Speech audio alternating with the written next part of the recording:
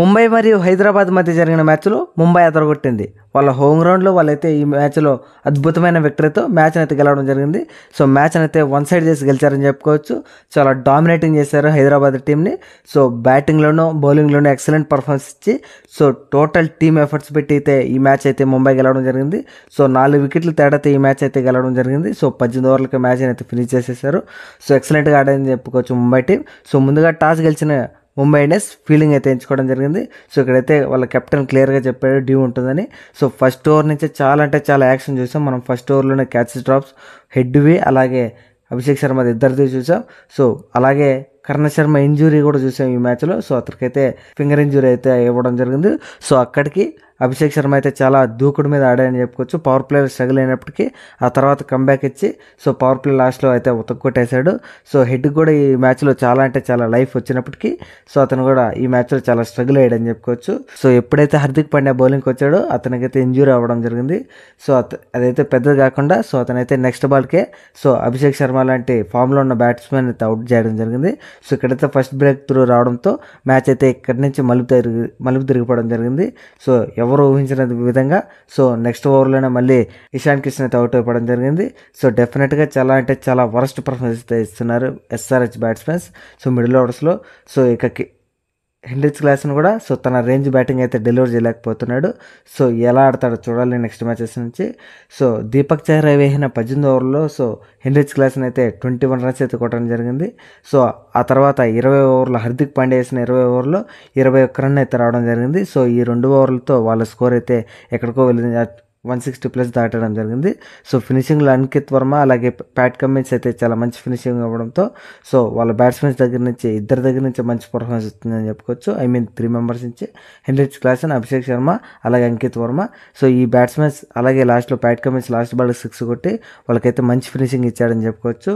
So SRH batters అయితే అంత మంచి ఫామ్లో లేరని చెప్పుకోవచ్చు ఈ మ్యాచ్లో. సో అభిషేక్ శర్మ, ఇషాన్ కిషన్ లాంటి స్ట్రాంగ్ బ్యాట్స్మెన్స్ అంతగా పర్ఫామ్ చేయలేకపోయారు. సో ఎనీవే వాళ్ళు ఈ మ్యాచ్లో 162 పరుగులు అయితే కొట్టడం జరిగింది 20 ఓవర్లకి. సో ఇదైతే పెద్ద టార్గెట్ కాదు. ఈ గ్రౌండ్లో 200 అయితే పార్ స్కోర్ అని చెప్పుకోవచ్చు. సో డెఫినెట్గా 163 పరుగులతో బరిలోకి దిగిన ముంబై ఇండియన్స్ సో అద్భుతంగా స్టార్ట్ దొరికిందని చెప్పుకోవచ్చు ముంబై టీంకి. రోహిత్ శర్మ అయితే ఈ మ్యాచ్లో అదరగొట్టేశాడని చెప్పుకోవచ్చు. సో హిట్ మ్యాన్ అయితే చూసాం ఈ మ్యాచ్లో. అతనైతే 3 సిక్సర్లు కొట్టడం జరిగింది 3 ఓవర్లకి. సో అతనైతే ప్యాట్ కమిన్స్ వేసిన స్టార్టింగ్ బాల్కి అతనైతే 6 కొట్టడం జరిగింది. 16 బాల్కి 26 పరుగులు వేసి సో డెఫినెట్గా ఈరోజు హిట్ మ్యాచ్ షో ఏంటో చూపిస్తాడు అనుకున్నాం.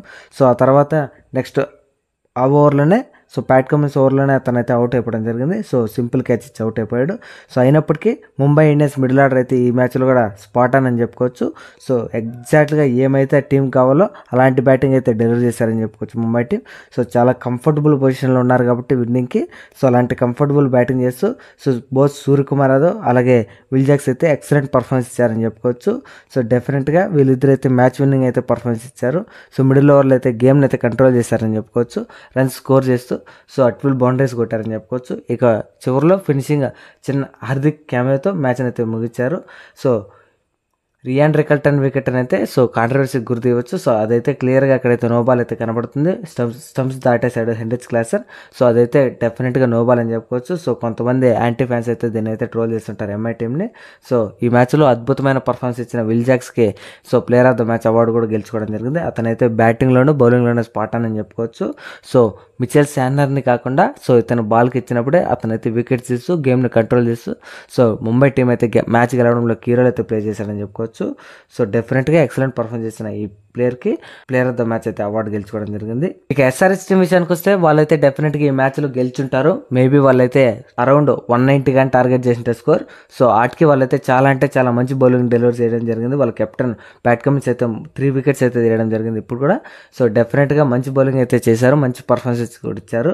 సో బ్యాటింగ్ కానీ బాగా చేసింటే ఈ మ్యాచ్లో వాళ్ళే గెలిచే అవకాశం ఉండేది. ఇక క్యాప్స్ విషయానికి వస్తే ఎలాంటి మార్పు లేదు. నికోలస్ పూరన్ దగ్గర ఆరెంజ్ క్యాప్ ఉంది. సో డెఫినెట్గా అతనే హోల్డ్ చేసుకున్నాడు.